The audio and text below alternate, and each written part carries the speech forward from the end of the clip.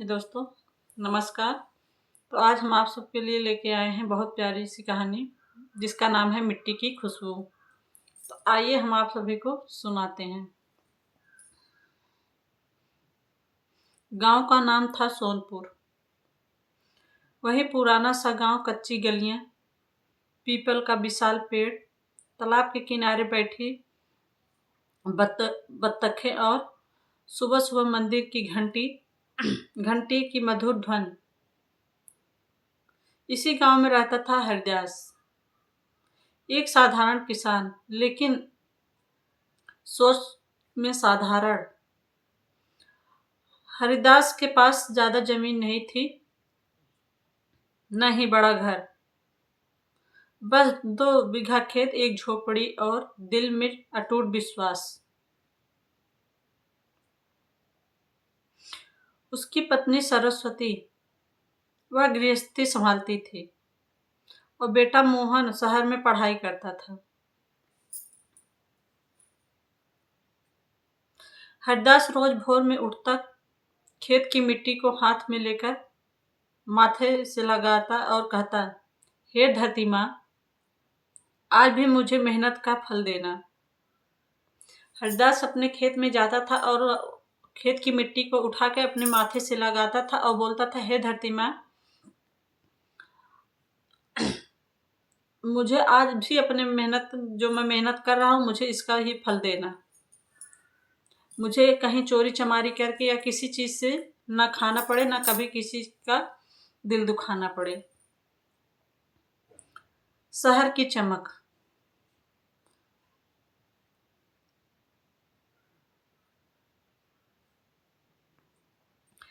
मोहन को गांव कभी पसंद नहीं आया। उसे लगता था कि गांव पिछड़ा है, यहाँ भविष्य नहीं। शहर में पढ़ते पढ़ते उसने बड़े सपने देख लिए थे, बड़ी नौकरी, बड़ी गाड़ी, बड़ा घर। अभी भी किसी भी बच्चे को बाहर आप भेज दीजिए, शुरू से लेके लास्ट तक, तो वो गांव की कोई चीज समझ ही नहीं पाएगा। उसको बाहर की वही बंगला, वही गाड़ी, वही खेल को, बाहर का नाश्ता पानी, यही सब अच्छा लगेगा, घर का कुछ भी नहीं। तो वही सेम चीज मोहन के साथ था।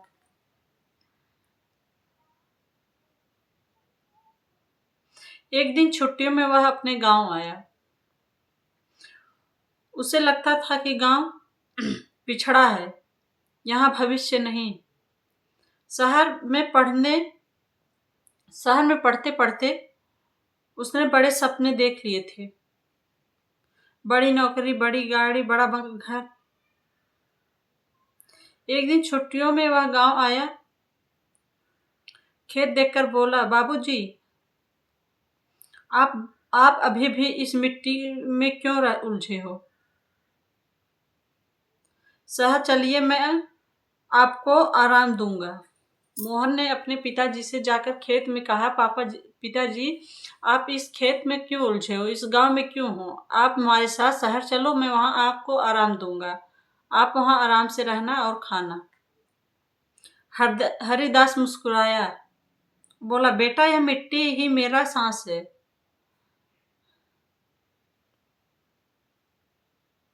मोहन का यह बात समझ नहीं आई। कठिन समय।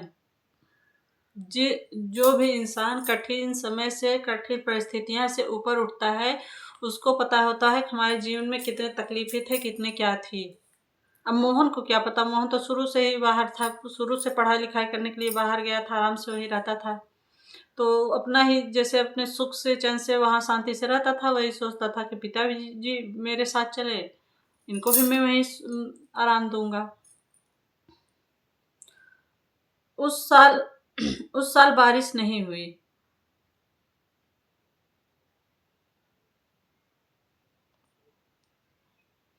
फसल सूखने लगी।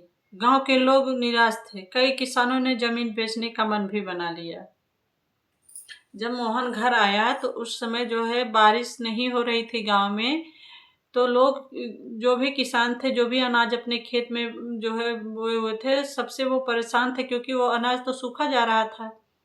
तो इस वो सब बहुत परेशान थे। कई किसान तो ये सोच रहे थे मैं अपना ज़मीन ही हटा दूँगा। सरस्वती ने चिंता से कहा, अब क्या होगा? अनाज भी कम है। मतलब सरस्वती ने बोला कि अब क्या होगा? अब तो घर में अनाज भी बहुत कम है। अगर अनाज खेत में पैदा नहीं होगा तो हम लोग खाएंगे क्या? हरदास ने शांत स्वर में कहा, धरती माँ परीक्षा ले रही हैं। हरदास ने शांत आवाज में अपने सुमधुर आवाज में कहा कि धरती मैया परीक्षा ले रही हैं हमारे। उसने हार नहीं मानी।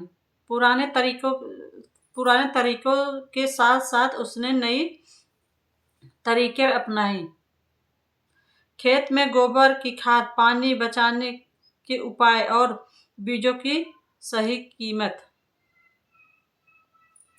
हरिदास ने हार नहीं मानी। उसने अपने तरीके से हर चीज पूरा करने की कोशिश की।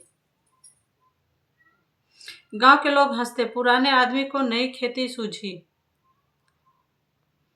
मोहन की नौकरी। इधर शहर में मोहन को बड़ी बड़ी कंपनी में नौकरी मिल गई। इधर मोहन को बड़ी कंपनी में नौकरी मिल गई। उसने फोन किया, बाबूजी, अब आपको खेत बेचने की जरूरत नहीं, मैं सब संभाल लूंगा। हरदास बोला, बेटा नौकरी अच्छी बात है पर खेत मत बिकवाना। हरदास ने कहा, बेटा आप नौकरी पा गए हो ये तो अच्छी बात है, लेकिन मेरा खेत बिकवाना नहीं।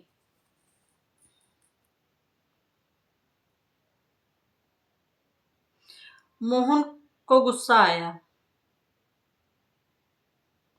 मोहन ने कहा, आप बहुत जिद्दी हैं। फोन कट गया। धरती की चमत्कार। धरती मैया ने अपना चमत्कार दिखाया। अचानक एक रात जोरदार बारिश हुई, जैसे धरती ने सब्र का इनाम दे दिया हो। हरदास के खेत में फसल लहराने लगी, जबकि कई खेत बर्बाद हो चुके थे। गांव वाले हैरान रह गए। हरदास, तुम्हारी फसल कैसे बच गई?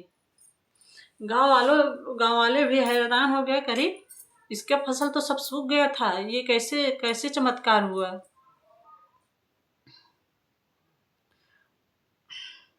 उसने बस इतना कहा, मिट्टी को समझो, वो सब बता देती है।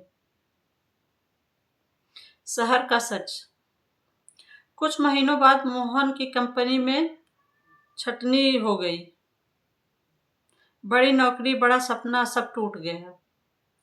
शहर में वह अकेला पड़ गया। उसे बाबूजी की बातें याद आई। वह चुपचाप गांव लौट आया। एक समय देखो, हम लोग के समय में भी ये था कि बाहर सब रहते थे, जिस टाइम कोरोना काल आया था कि बड़े बड़े नौकरी करने वाले अपने घर भाग आए थे। उस टाइम भी वैसे सेम चीज जो है मोहन के साथ हुआ। मिलन। मोहन ने पिता के चरण छुए। बाबूजी माफ कर दीजिए मुझे। मिट्टी की कीमत आज समझ आई। हरदास की आंखों में आंसू थे। बेटा शहर बुरा नहीं, पर जड़े भूलना बुरा है। नई शुरुआत। मोहन ने तय किया कि वह आधुनिक पढ़ाई का उपयोग गांव के लिए करेगा। उसने खेती में नई तकनीकी जोड़ी, मोबाइल से मौसम देखा और किसानों से जोड़कर एक समूह बनाया। अब सोनपुर की पहचान बदलेगी। मोहन ने कहा, अब सोनपुर की पहचान बदलेगी। सरस्वती रोज दीप जलाकर कहती, आज घर फिर से पूरा हो जा गया। अतः पीपल के नीचे बैठकर हरदास बोला, मिट्टी सिर्फ जमीन नहीं, पहचान है।